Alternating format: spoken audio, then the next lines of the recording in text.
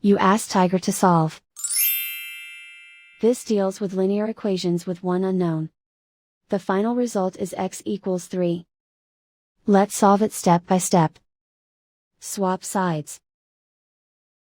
Group all constants on the right side of the equation. Subtract 1 from both sides. Group like terms. Simplify the arithmetic.